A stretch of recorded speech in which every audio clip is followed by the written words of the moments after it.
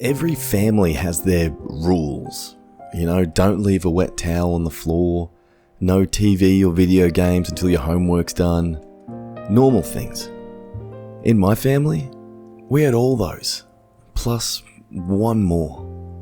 One rule that was absolute, unspoken, and enforced with a silent, terrifying finality. You do not go into Mum and Dad's bedroom. It wasn't just a knock first situation. The door was always locked. I was never, ever, for any reason allowed inside. Not to ask a question, not to retrieve a stray toy that had rolled under the door. That room was a fortress. And for my parents, I was an invader. So from as far back as my memory goes, I knew why I wanted to go in. It was the knocking. It wasn't a constant sound. It was subtle. A soft, rhythmic thump, thump, thump. One that you could only hear if you were standing in the hallway right outside their door. It came from inside, from the far wall of their room, the one that backed up against the old linen closet. I first noticed it when I was maybe 6 or 7. I thought it was the pipes, but the sound was too steady, too intentional.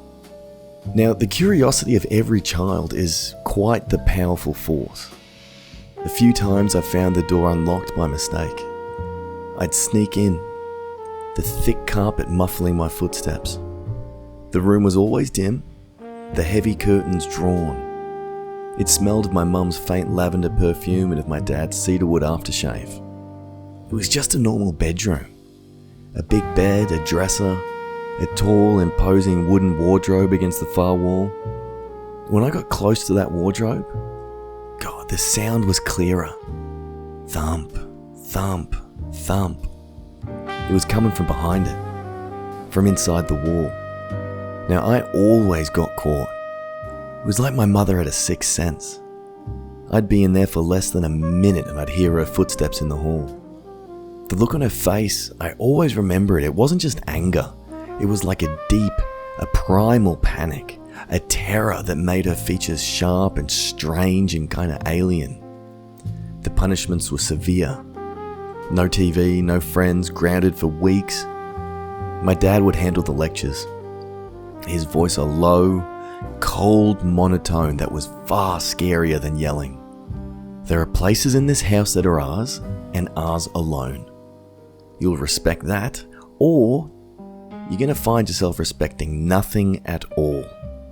Now, as a teenager, I tried a different approach and thought that direct confrontation will do the thing. I asked them at the dinner table one night, "Hey, just tell me, why can't I go in your room? And what's that knocking sound I always hear?" Silence. The clinking of cutlery on plates stopped.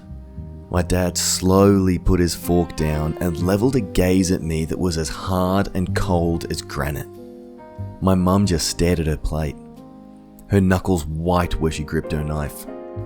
"There is no knocking sound," my dad said, his voice dangerously quiet. "And you will drop this. This is the last time we will ever speak of it. If you mention it again, or if I find out you have ever tried to enter our room again, the consequences will be something you cannot even begin to imagine. Am I understood?" Of course I understood, and I dropped it. But I never forgot. How could I? My mother's behaviour only deepened the mystery. She was a good mum, loving in her own distant way. She went to work, she cooked, she cleaned. But any free time she had, she spent in that room. She'd disappear behind that locked door for hours on end. Sometimes I'd press my ear to the door and just listen. I never heard a TV or music, just a profound, heavy silence. Occasionally punctuated by her soft humming, a tune with no melody, or sometimes the faint sound of her whispering to someone who never whispered back. Right now, I'm 21. I've saved up enough for my part-time job to finally get my own place. a tiny apartment across town. I'm leaving, and a single, overwhelming thought has dominated my mind for weeks. It's now or never. I can't leave this house without knowing. This secret has been a silent third parent to me my entire life. A ghost at every family dinner. A shadow in every hallway. I have to cast a light on it before I go. I told my dad I was ready to move out. Finally. He was, relieved. That's the only word for it. There was no sadness, just a weary sense of relief. He and my mum wished me luck, told me they were proud. I asked him one last time, my voice trembling slightly. Dad, before I go, please, just tell me what's in the room. His face hardened instantly. The mask of the proud father fell away, revealing the cold, stern guardian of the secret. Your new life begins when you walk out that door, he said. What is in this house is part of your old one. You will leave it behind. Do you understand me? You will leave it behind. Leave it all behind. That was his final answer. And it was my final motivation. I spent my last night packing my bags, a hollow feeling in my chest. The next morning, I watched from my bedroom window as their cars pulled out the driveway, one after the other on their way to work. The house was finally mine. My heart was a frantic bird in my ribs. I walked to the kitchen, to the old ceramic cookie jar shaped like a smiling pig. It was where they'd always kept the spare keys. I reached inside, my fingers closing around a single cold brass key. Yep, you guessed it, the key to their room. I stood before their door, the key trembling in my hand. It slid into the lock like a well-oiled key. I turned it, pushed the door open and stepped inside. The room was exactly as I remembered it. Dim, still, smelling of lavender and cedar. The big dark wardrobe stood like a monolith against the far wall. And as I heard it, as I crept even closer, there it was, clearer than ever before. The sound that I'd almost convinced myself wasn't real. Thump, thump, thump. It was a slow, weak but steady rhythm, the sound of flesh on wood.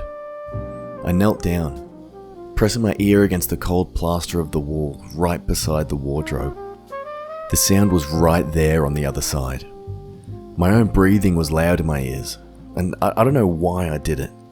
Maybe I just needed to prove to myself that I wasn't insane. I spoke to the wall, my voice a choked whisper. Hello? Is someone there? The knocking stopped.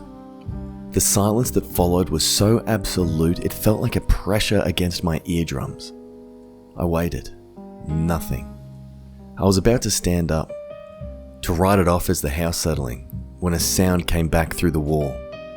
It was a voice. A faint, dry, rasping sound. A feminine voice even. Stretched and thin like a recording played on dying batteries. It spoke in broken, staggered syllables. Kill me. I jerked back as if I'd been burned. I scrambled away from the wall, my mind refusing to process the words. Kill me? I must have misheard. It had to be something else. But the voice came again, a little stronger this time, a desperate, scratching plea. Kill me, please. This was real. There was someone in the wall, some kind of prisoner. My voice went to a dark place, thinking my parents were monsters or serial killers or something, that they had someone locked away. I looked at the wardrobe. It wasn't just against the wall. It was clearly, deliberately blocking something. My system was flooded with adrenaline. I grabbed the sides of the heavy wardrobe and pulled. It was old, solid wood, and it barely budged. I grunted, I dug my heels in, and I pulled with every ounce of strength I had. my muscles screaming in protest. It moved, scraping and groaning across the floor inch by agonizing inch.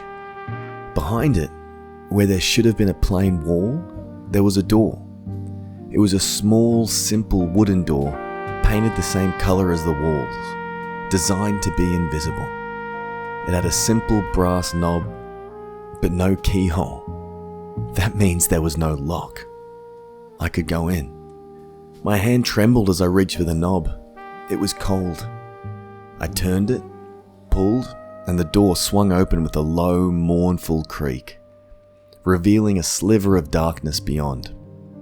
I pushed it open the rest of the way. The space behind it was small, no bigger than a closet. It was a room, a hidden, secret room. It was filled with the clutter of a life I'd never known. Tiny dresses hanging from a single hook, a small, dusty mobile with faded pastel animals, a stack of photo albums. I picked one up. On the cover, in my mother's handwriting, it said 2 words: Our Angel. I opened it. The photos were of my parents, younger, happier, their faces bright with a joy I've never seen in them. And in their arms, they were holding a baby with a wisp of dark hair and my father's eyes. In the center of the small, cramped room was a makeshift altar, a small wooden table covered in a white lace cloth now yellowed with age. It was surrounded by dozens of candles, some new, some burned down to melted stubs of wax. And on the altar, lying on a small silk pillow, I saw it. It was the baby from the photos. But it wasn't a baby anymore, it was a thing. Its body was small, shrunken, and desiccated, mummified. Its skin was a pale yellow. It was like translucent parchment stretched tight over a tiny, bird-like skeleton. Its eyes were closed, its mouth a tiny black O in its shrunken face. It was horrific. A tiny preserved corpse displayed like a holy relic. I felt a sudden, overwhelming urge to touch it. A pull, a need to connect with this impossible, tragic thing. I reached out a shaking hand and gently, so gently laid my fingertips on its cold, dry forehead. And the world exploded. I saw visions, memories, and pictures that are not my own, all flooded my mind with the force of a tidal wave. I saw a sterile white hospital room, my mother sobbing, her face buried in my father's chest. I saw a doctor with a grim face saying, "I'm so sorry, there was nothing more we could do, your daughter's gone." I saw my parents in their bedroom, the one that I stood in now. They were holding the tiny, still body of their daughter, wrapped in a hospital blanket. My father, with a face covered by a mask of desperate, insane grief, was drawing a circle on the floor with red chalk. He was whispering, "We can do it. We can bring her back." It was like a frantic prayer. The book said we'd do. The book said we could, we can. We just have to anchor her. Give her a vessel to stay in. I saw them place the tiny body in the center of the circle, on the altar. I saw them kneeling, chanting words from a language that made my teeth ache. I saw the candles flicker and die, and a coldness fill the room as the tiny body on the altar twitched, just once. And I felt her spirit, trapped, snatched back from the peace of oblivion and slammed back into her dead, decaying shell. I felt her confusion, her terror, her unending, eternal suffering. A conscious mind growing, learning, trapped in an inert, unchanging prison of flesh, unable to move, unable to speak, unable to do nothing but feel the slow, inexorable passage of decades and knock, knock, knock on the silent wall of the bedroom. And through it all, I heard her voice as a clear, soul-shattering scream inside my own head. "Please, kill me." I ripped my hand away. stumbling back, a strangled sob tearing from my throat. I finally understood. My parents weren't monsters, not in the way I'd thought. They were just broken. They were parents, drowned in a grief so profound, so primal they had committed an atrocity to try and escape it, to try and put back the broken pieces of their beloved firstborn daughter. They hadn't imprisoned some stranger.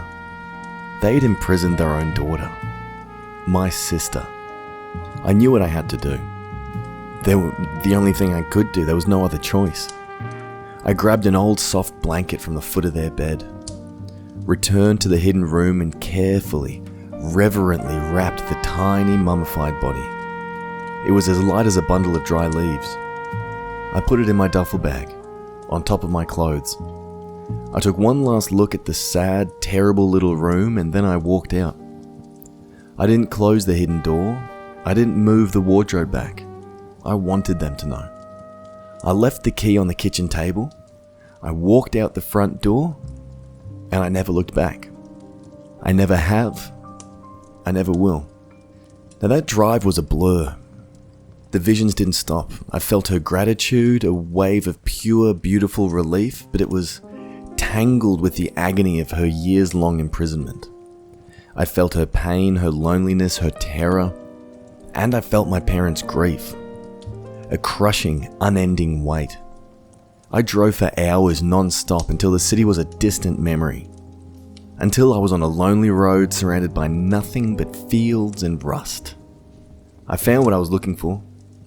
A desolate, abandoned scrapyard. There, among the mountains of rusted metal and broken dreams, I built a small pyre. I unwrapped my sister's body one last time, whispered an apology for my parents, for my own ignorance, for her entire stolen, sad life. I laid her on the pyre, doused it in lighter fluid, and with a flick of a match, I set her free. I watched as the flames consumed her, and as her tiny earthly prison turned to ash, I cried. I cried for the sister I never knew. I cried for the parents I could never go back to. I cried because I had done the most merciful thing I could imagine, and it was also the most monstrous thing I'd ever done. They'll come home. They'll see the open door. They'll know what I've done. They will hate me. They will despise me for taking away the one thing they had left of her, even if it was just a perversion of a memory. But I know. I freed my sister, but I also destroyed my family. And I don't really know how I'm supposed to live with that.